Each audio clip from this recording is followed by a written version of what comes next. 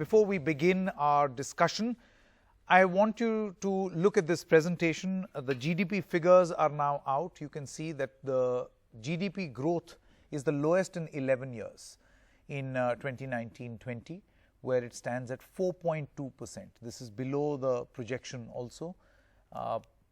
Some of this has to do with the lockdown, but a lot had to do with a slowdown that already existed. There is a trajectory, but obviously it has come down drastically because of the lockdown. You can see that's where it stands. Q4 is at 3.1%. For the layman, this may be just numbers, but what this directly means is when you look at core sector growth, you see there is a negative 38.1% growth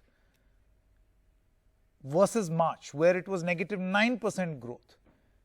Again, this translates for you and me in loss of employment, loss of opportunities, loss in demand, loss in supply, all sorts of things that keep the wheel of the economy churning. How can we restart or reboot India from an economic standpoint? I have with me Mr. Abhiraj Singh, the co-founder of Urban Company. Also Mr. Arvind Mediratta, chairman of the FICCI Retail and Internal Trade Committee, also the MD and CEO of Metro Cash and Carry. Ms. Padmaja Ruparel, co-chair FICCI Startup Committee and president of Indian Angel Network, and Mr. Nitin Saluja, member of the FICCI Young Leaders Forum and my very favorite outlet, founder and CEO of Chayos. I hope, Nitin Saluja, that you always remain in business, because I've had some amazing tea at Chayos. Thank you so much, all of you all, for joining us. And let me begin with you, Mr. Mediratta. You know, it was expected that the GDP percentage is going to go down in Q4, right? It was expected. You have a lockdown of this kind. CMIE has released data where they say that unemployment is at 24%, a whopping 24%. Your vision on how we can look at out-of-the-box solutions to fix this as quickly as possible? Thank you, Sanket. I think there are several things that the government of India has to do along with the industry to make sure that GDP numbers get revived and we start seeing growths of 7-8%. The first issue is fixing the demand. The demand was weak even before the lockdown. You just talked about the 3.1% GDP growth in the fourth quarter. And if you look at the 20 lakh crore stimulus package announced by the Honorable Finance Minister, there are not too many elements in that package to stimulate demand. So the government will have to look at some radical things like GST rate cuts for some basic essentials like soaps, detergents, even biscuits are at 18% in terms of GST. If you look at televisions, which is a very basic item, every household has it, televisions above 32 inches attract GST of 28%. So first thing is the government has to really look at cutting down the GST rates to revive demand and make products more affordable. Secondly, you know, the government slashed the corporate tax rates to about 25%, but there was nothing done on the personal tax side. So I think if you want to put more money in the hands of people, you will have to reward the honest taxpayers and reduce the personal income tax rates to probably 30-35%, because right now at peak it's about 43%. The third thing I will say is that if you look at even before the lockdown, there was a liquidity crisis in the country.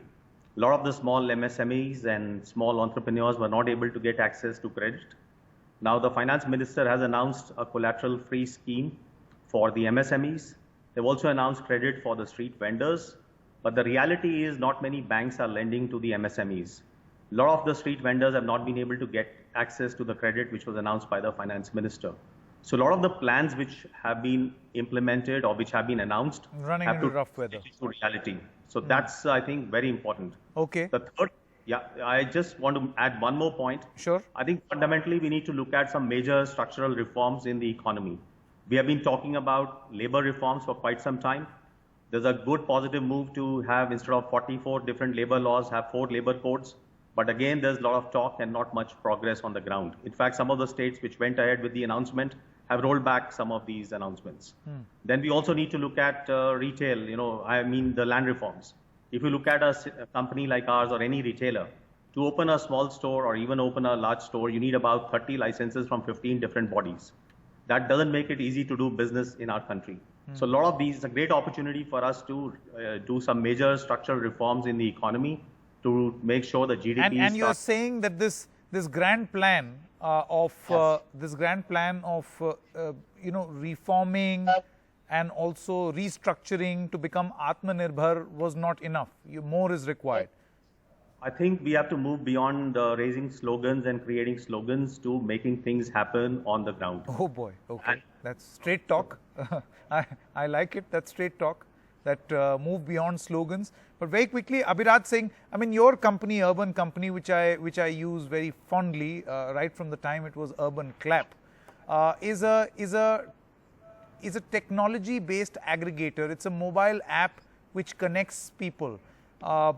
Do you think that in this time of crisis, it has given a sense of opportunity to certain companies who are tech-driven, and maybe that is the future from here on?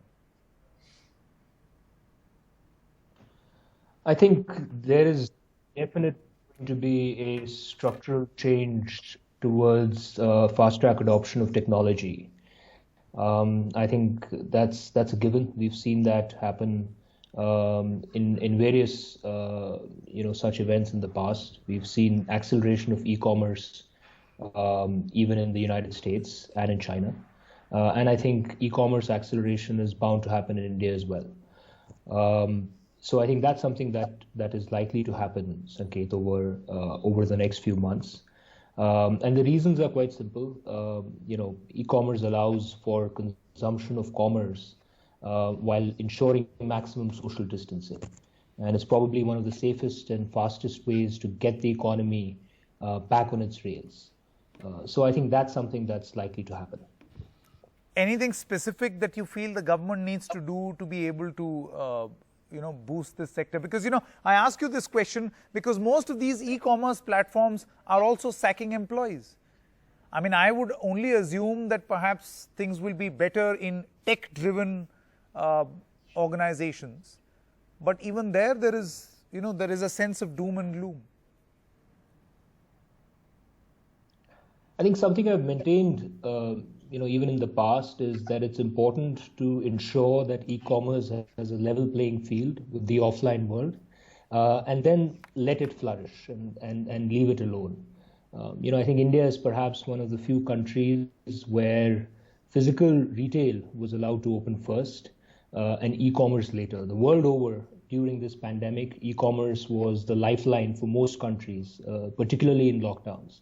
We were one of the few countries which allowed physical retail to operate first, particularly for non-essentials, and e-commerce later.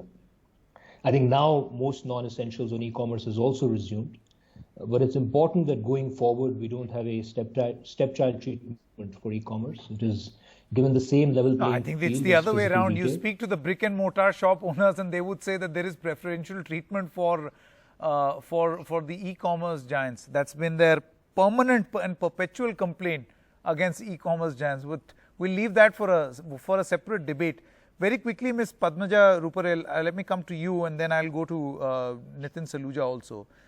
Ms. Padmaja, any broad policy, for instance, just a short while ago, Mr. Mendiratta said we need structural changes. I mean, the government would make you believe that this 20 lakh crore reform, Atmanirbhar reform, was a structural change. Yeah, so I think what we are going through is not only a slowdown but a deep recession globally, and the pandemic has not really made it easier. So one of the biggest things, and we are reading this all the day, every time we are seeing this on a daily basis, one of the biggest issues is jobs in this country. There is job losses happening. Now, creating jobs is very difficult. And to my mind, the best way to create jobs is through startups. Because every new startup that starts building out, they're going to add new jobs. 2 people start, they get going, they recruit 5, then they recruit 20, and so on and so forth. So I think one of the biggest needs right now is creating jobs in this. How do you create jobs? Number one. Number two, with the pandemic, there is a completely new there is a new phenomena that we are seeing. Life is sort of tweaked. There are new needs, new markets. We've seen new problems. We've seen a lot of our citizens going back home. We've seen new needs coming up in healthcare, in biotech. We need, with social distancing, we've also had to, travel has stopped, right? So a lot of imports have stopped. Trade has stopped. So Atmanirbhar is becoming almost a necessity, right? So our self-reliance, innovative business models, cost effectiveness, how do you build a supply chain within the country? How do you create products which Ms. are catering to the needs? Those are what are the needs. You're saying that startups are the need of this hour to become Atmanirbhar. But look at the condition of the startups. I mean, there are surveys that have been done. NASSCOM has done one. There are many other surveys that say 40% of all startups are facing the threat of closure, while the number increases within B2C companies. That's true. So I think the need of the hour, therefore, is to unlock a lot of domestic capital. So while we have, we have SIDBI and SBI, which have created COVID loans, I think they need to be much more wider. They have to be more embracive. They are too restrictive to my mind. We have to be able to unlock equity money. A lot of the large corporates, PSUs, I think they have an opportunity, and we have to create, to my mind, tax structures so that individual private money can get unlocked and get into startup capital. For instance, reduce the capital gains tax for unlisted shares to equalize with publicly listed companies. Okay. We have to unlock money. I mean, look, the government has put in 20 lakh crores and we can debate it till the cows come home, right? But how do we get beyond and say, how do we unlock other pools of capital within the country to feed into the startup ecosystem and innovation? Mr. Saluja, good conversations always happen over tea or coffee, and you sell tea. I want to know from you, Mr. Saluja, as a member of the FICCI Young Leaders Forum, any suggestions, any small but out-of-the-box suggestions that can perhaps help organizations like yours, many others? We are too young a startup, let's say, to be able to give advice to anybody. But one thing that I have always been very dear to my heart, which I've always felt has helped me move forward, is do not die. Till the time you promise yourself that I'm not going to die, you are continuously going to move forward. I'm a big fan of this one simple quote: run when you can, walk if you have to, crawl if you must. Just never give up. Well said. Well said. Well said. I think that can be described well for India's economy as well.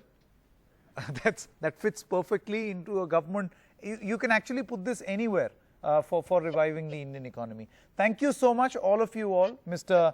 Abhiraj Singh, Mr. Arvind Mediratta, Ms. Padmaja Ruparel, as well as Mr. Nitin Saluja. Maybe you can offer tea to all of them, Mr. Saluja. Thank you so much, and I'll visit your outlet as soon as it opens. Thank you so much for participating in this discussion. That's a wrap in this edition of Left, Right and Center. News will continue right here. Good night.